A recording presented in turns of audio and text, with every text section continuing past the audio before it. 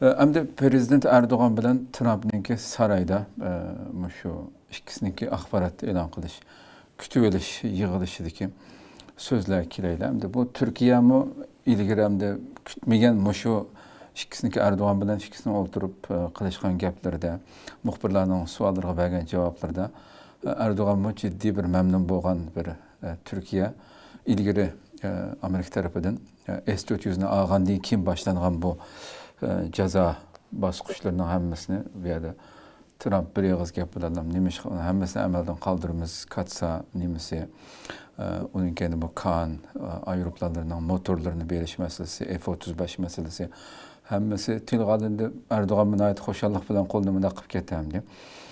Bu nemishqa ittifoqdoshlarimizga bu jazo ittifoqdoshlarimizga bo'g'ishni xohlamaymiz. Bo'g'digan nurg'un davlatlar bor. Bunu yaqında amaldan qaldırmamız degan ifodalarni ishlatdi. Sizce bu bosqichlar endi oldimizdagi kunlarda qanday amalga oshishi mumkin? Ayarsız degan o ko'rinishlar haqiqatan Turkiyaga umid berdi hamda. Türkiye mushu harbiy jihatdan kuchli bo'laman deydigan bo'lsa, bo'libmi İsrail arası bilan pek yirik munosabat bor. İsrail'nin Türkiye'ye hücum qilishini oldini olish uchun Amerika'dan mushu F-35 ve shundaqla o'zi ishlab chiqargan urush aeroplanlarning modernleştirme, zamonaviyleştirme jihatdan muhim hamda. Ama bu o'z vaqtida Türkiye mushu Rusya'dan S-400 boshqaruv bombani setib olg'ashqa ve bu Amerika o bizninki rakip düşman devletninki kuralını ilip bizninki F-35'e hücum kılış için bu sınak ilip barıdı, tecrübe sağladı da köydü.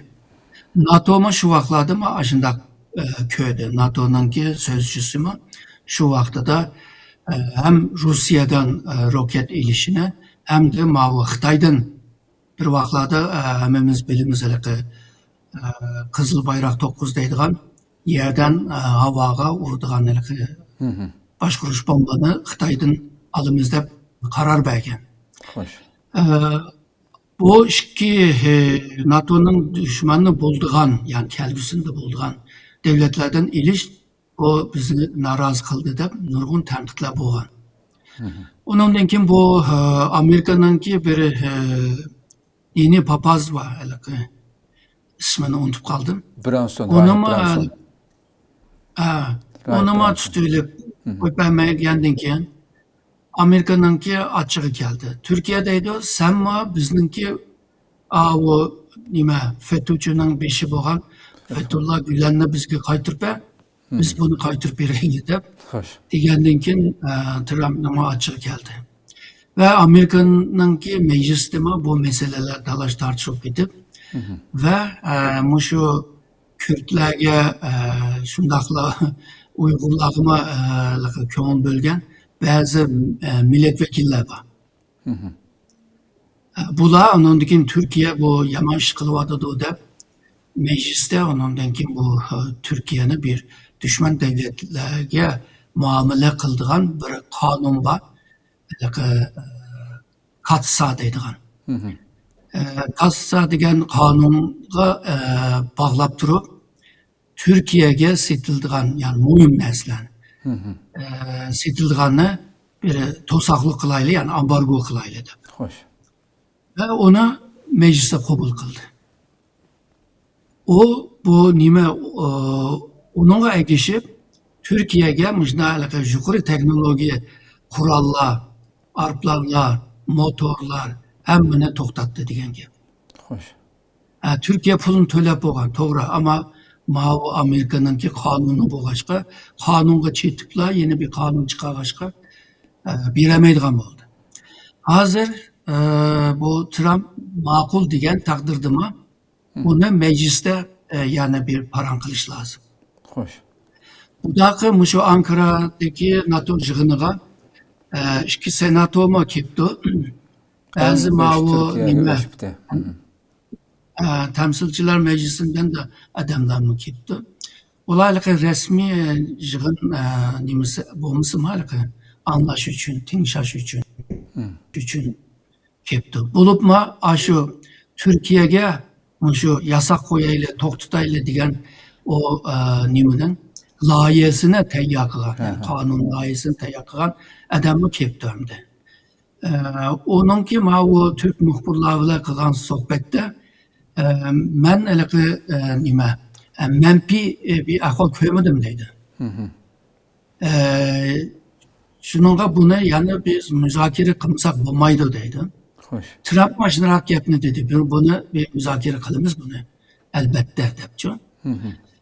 Muşu geplerge, muşu terakkiyat kargancakda o katsa kanunga bağlanan kanunu kaldırıverse Türkiye'ye kartıllar. Hoş. Bu vakti da 35 mi kilodu, motor mu, Avrupa motoru mu kilodu, yüksek teknoloji mani kılganlar mı kilodu. Yani iki devletin münasebeti birden laheli bir yüksek seviyeye kileleydi. Hoş. Yani muşunu mülçerlep hem de Trump mı Erdoğan'dan hoşal, Erdoğan mı Trump'tan hoşal, birbirisiyle koltuklaşıp kit vardı hem de o halkara münasebetlerde birbirisiyle koltuklaşıp miniş pek az göründü hem de pek yakın bulmasa Şu. o bedenge çıkındı deydi ama bunda bir eyiplik hesap kıldıcı diplomasiyede. Hoş hoş. İkisi hernanki dostluğu ve yakınlığını hemimiz köydü. Bütün dünya mı köydü bunu. Ama bunu iki devletin ki yakın münasebetke aylandırış için belki yana kıldığım nurgun işlama var dep oylaymam de. Misalga değil, günün birinde Trump deydik, ise misalga. İran'la şu en iğir edvini bir canlı kılma. Sen şu incirlik Amerika'nın gibi bazı var o Türkiye'nin. Onu bana içbirse, yardım kılırsa, yani nimmana kildu İran'a karşı uğraşta Türkiye mi şerik oldu diye mana kildu. Hoş hoş. Olmagan takdirde mi İran 3 kıtım Türkiye'ye raket attı. Değil mi? NATO'nun ki bunda başkuş bombalarını tok tutulgan bombalarla vurup düşürüvetti onu. Hoş. Yani İran Türkiye'ye mi hücum kıldı degan gap. Türkiye bunda ahvalda qanday kıldı.